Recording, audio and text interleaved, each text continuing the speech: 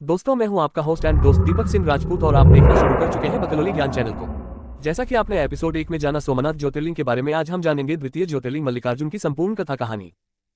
आंध्र प्रदेश के कृष्णा जिले में कृष्णा नदी के तट पर श्रीशैल पर्वत पर श्री मल्लिकार्जुन विराजमान है। इसे दक्षिण का कैलाश कहते हैं। अनेक धर्मग्रंथों में इस स्थान की महिमा बताई गई है। महाभारत के अनुसार श्रीशैल पर्वत पर भगवान शिव का पूजन करने से अश्वमेध यज्ञ करने का फल प्राप्त होता है। कुछ ग्रंथों में तो यहाँ तक लिखा है कि श्रीशैल के शिखर के दर्शन मात्र करने से दर्शकों के सभी प्रकार के कष्ट दूर भाग जाते हैं, उसे अनंत सुखों की प्राप्ति होती है और जीवन मृत्यु के चक्कर से मुक्त हो जाता है। पौराणिक कथानक। शिव पार्वती के पुत्र स्वामी कार्तिकेय और गणेश दोनों भाई विवाह के लिए आपस में कलह करने लगे। कार्तिकेय का कहना था कि वे बड़े हैं, इसलिए उनका विवाह पहले होना चाहिए, किंतु श्री गणेश अपना विवाह पहले करना चाहते थे। इस झगड़े पर फैसला देने के लिए दोनों अपने माता पिता भवानी और शंकर के पास पहुंचे। उनके माता पिता ने कहा कि तुम दोनों में जो कोई इस पृथ्वी की परिक्रमा करके पहले यहाँ आ जाएगा, उसी का विवाह पहले होगा। शर्त सुनते ही कार्तिकेय जी पृथ्वी की परिक्रमा करने के लिए दौड़ पड़े। इधर स्थूलकाय श्री गणेश जी और उनका वाहन भी चूहा, भला इतनी शीघ्रता से वे परिक्रमा कैसे कर सकते थे। गणेश जी के सामने भारी समस्या उपस्थित थी। श्री गणेश जी शरीर से जरूर स्थूल हैं, किंतु वे बुद्धि के सागर हैं। उन्होंने कुछ सोच विचार किया और अपनी माता पार्वती तथा पिता देवाधिदेव महेश्वर से एक आसन पर बैठने का आग्रह किया। उन दोनों के आसन पर बैठ जाने के बाद श्री गणेश ने उनकी 7 परिक्रमा की, फिर विधिवत पूजन किया। पितृश्च पूजन कृत्वा प्रकांतिं च करोति यः तस्य वै पृथ्वीजन्यं फलं भवति निश्चितम्। इस प्रकार श्री गणेश माता पिता की परिक्रमा करके पृथ्वी की परिक्रमा से प्राप्त होने वाले फल की प्राप्ति के अधिकारी बन गए। उनकी चतुर बुद्धि को देखकर शिव और पार्वती दोनों बहुत प्रसन्न हुए और उन्होंने श्री गणेश का विवाह भी करा दिया।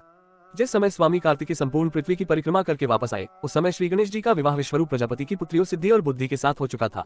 इतना ही नहीं, श्री गणेश जी को उनकी सिद्धि नामक पत्नी से क्षेम तथा बुद्धि नामक पत्नी से लाभ, ये 2 पुत्ररत्न भी मिल गए थे।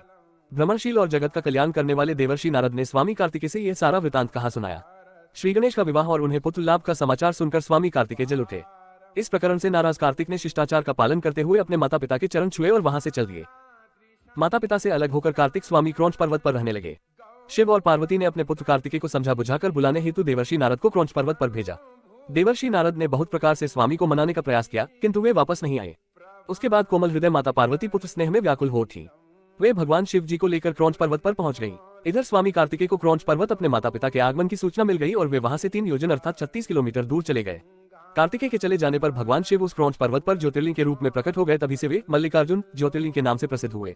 मल्लिका माता पार्वती का नाम है, जबकि अर्जुन भगवान शंकर को कहा जाता है। इस प्रकार सम्मिलित रूप से मल्लिकार्जुन नामक ज्योतिर्लिंग का जगत में प्रसिद्ध हुआ। अन्य कथानक। एक अन्य कथानक के अनुसार क्रौंच पर्वत के समीप में ही चंद्रगुप्त नामक किसी राजा की राजधानी थी। उनकी राजकन्या किसी संकट में उलझ गई थी। उस विपत्ति से बचने के लिए वह अपने पिता के राजमहल से भागकर पर्वतराज की शरण में पहुंच गई। वह कन्या ग्वालों के साथ कंदमूल खाती और दूध पीती थी। इस प्रकार उसका जीवन निर्वाह उस पर्वत पर होने लगा। उस कन्या के पास एक श्यामा काली गौ थी, जिसकी सेवा वह स्वयं करती थी। उस गौ के साथ विचित्र घटना घटित होने लगी। कोई व्यक्ति छिपकर प्रतिदिन उस श्यामा का दूध निकाल लेता था। एक दिन उस कन्या ने किसी चोर को श्यामा का दूध दोहते हुए देख लिया। तब वह क्रोध में आग बबूला हो उसको मारने के लिए दौड़ पड़ी। जब वह गौ के समीप पहुंची तो उसके आश्चर्य का ठिकाना न रहा, क्योंकि वहां उसे एक शिवलिंग के अतिरिक्त कुछ भी दिखाई नहीं दिया। आगे चलकर उस राजकुमारी ने उस शिवलिंग के ऊपर एक सुंदर सा मंदिर बनवा दिया। वही प्राचीन शिवलिंग आज मल्लिकार्जुन ज्योतिर्लिंग के नाम से प्रसिद्ध है। इस मंदिर का भलीभांति सर्वेक्षण करने के बाद पुरातत्वविदों ने ऐसा अनुमान किया है कि इसका निर्माण कार्य लगभग 2000 वर्ष प्राचीन है। इस ऐतिहासिक मंदिर के दर्शनार्थ बड़े बड़े राजा महाराजा समय समय पर आते रहे हैं। अन्य तीर्थ एवं दर्शनीय स्थल। मुख्य मंदिर के बाहर पीपल पाकर का सम्मिलित वृक्ष है। उसके आसपास चबूतरा है। दक्षिण भारत के दूसरे मंदिरों के समान यहाँ भी मूर्ति तक जाने का टिकट कार्यालय से लेना पड़ता है। पूजा का शुल्क टिकट भी पृथक होता है। यहाँ लिंग मूर्ति का स्पर्श प्राप्त होता है। मल्लिकार्जुन मंदिर के पीछे पार्वती मंदिर है। इन्हें मल्लिका देवी कहते हैं। सभा मंडप में नंदी की विशाल मूर्ति है। पातालगंगा मंदिर के पूर्व द्वार से लगभग 2 मील पर पातालगंगा है। इसका मार्ग कठिन है। 1 मील उतार और फिर 852 सीढ़ियां हैं। पर्वत के नीचे कृष्णा नदी है। यात्री स्नान करके वहां से चढ़ाने के लिए जल लाते हैं। वहां कृष्णा नदी में 2 नाले मिलते हैं। वह स्थान त्रिवेणी कहा जाता है। उसके समीप पूर्व की ओर एक गुफा में भैरवादी मूर्तियां हैं। यह गुफा कई मील गहरी कही जाती है। अब यात्री मोटर बस से 4 मील आकर कृष्णा में स्नान करते हैं। भ्रमरांबा देवी मल्लिकार्जुन मंदिर से पश्चिम में 2 मील पर यह मंदिर है। यह 51 शक्तिपीठों में है। यहाँ सती की ग्रीवा गिरी थी। शिखरेश्वर मल्लिकार्जुन से 6 मील पर शिखरेश्वर तथा हाटकेश्वर मंदिर है। यह मार्ग कठिन है। विल्वन शिखरेश्वर से 6 मील पर एक मां देवी का मंदिर घोरवन में है। यहाँ मार्गदर्शक एवं सुरक्षा के बिना यात्रा संभव नहीं।